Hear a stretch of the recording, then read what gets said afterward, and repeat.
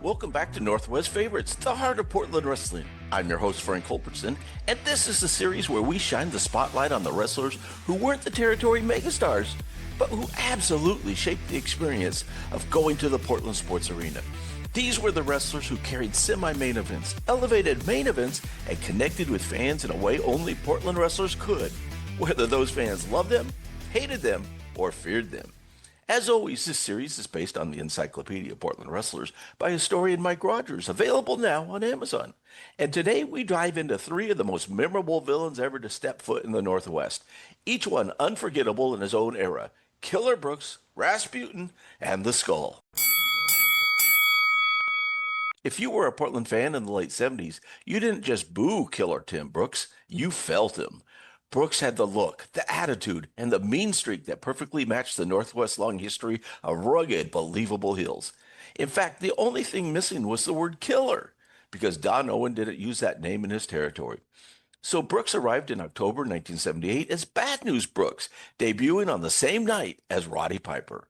Brooks' real story starts even earlier, driving Dick Murdoch and Dusty Rhodes around the territories, paying dues until the day a no-show put him in the ring for the first time. From there, his style found a natural home in Portland. Brooks and Piper quickly formed a powerhouse team, winning the Northwest Tag titles. Piper provided the voice, Brooks the muscle and menace. Piper used to look at him during promos and lovingly call him Brooksy. Then came one of the most famous angles of the era, Rose and Wiskowski, Piper and Brooks, a wheelbarrow full of title belts, and an 8-man elimination match that went straight off the rails. A missed top rope headbutt from Wiskowski to Brooks started a chain reaction. Piper yelling, Brooks attacking, Rose throwing Piper out of the ring, and Wiskowski crashing down with a knee to Brooks's head. It was chaotic, it was violent, and it was unforgettable. Brooks left for a Japan tour, and in his absence, Piper turned babyface and began his feud with Buddy Rose. When Brooks returned, Portland fans embraced him as Piper's partner, the only territory where he was ever a babyface. He also had a brutal feud with Johnny Boyd, complete with some vicious dog collar matches. Brooks eventually went on to a strong run in Texas. He passed away in 2020, but in Portland, his work still stands out. A heel so good, he came back as a hero. Before there was Bruiser Brody or the Road Warriors, Portland fans were introduced to a different kind of monster heel, Rasputin, known elsewhere as Black Angus. He arrived in May of '74 with long, wild hair, a shoulder-strap singlet, and a look that practically screamed trouble. His trademark move, dropping the strap and using it to choke opponents while hiding the choke under a curtain of hair, drew instant heat. He didn't need an accent to convince fans he was dangerous. Rasputin came into Portland with immediate impact, beating Jim Gagne, Prince Kamali, Rick Ronaldo, and Tito Montez. From there, he launched into feuds with Dutch Savage and Jimmy Snuka, and actually picked up wins over both of them early on. He teamed first with Kurt Von Stagger, later with Dale Lewis, and on August 10th of '74, Rasputin beat Jimmy Snuka for the Northwest title. That same year, he received an NWA World title shot against Jack Briscoe in Portland. Toward the end of his run, he and Dale Lewis feuded with the Royal Kangaroos in a rare heel versus heel program. His final major moment came when Dutch Savage ran him out of the territory after a coal miner's glove match. Veteran wrestler Roger Kirby later compared Rasputin to Carl Gotch, saying promoters feared him because he was legitimately tough and incredibly strong, a man who could hoist him overhead like a little kid. Rasputin wrestled for 28 years before retiring as a park ranger in Scotland. Passing away in 2005, he's remembered as one of the most believable and intimidating heels ever to hit Portland.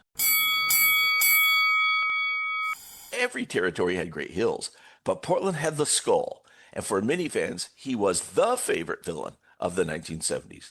Debuting in June of 1972, the Skull instantly made an impression. In his first interview with Tony Borne, he acted unhinged, barely speaking, eating raw meat, and growling just one clear phase: Lonnie Mayne. See, Mayne was the reason Tony Borne brought him in, and that promo stuck with fans for decades.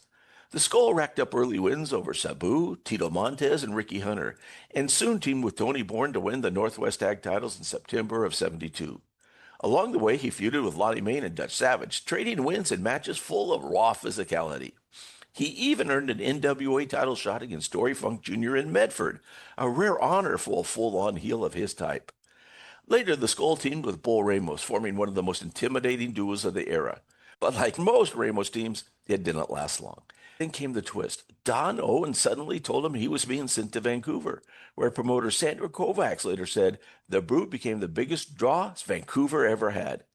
Even at 12 years old, historian Mike Rogers thought the Skull could have become a major babyface, a wild, lovable character like Bugsy McGraw. But he remained a heel throughout Portland and Vancouver.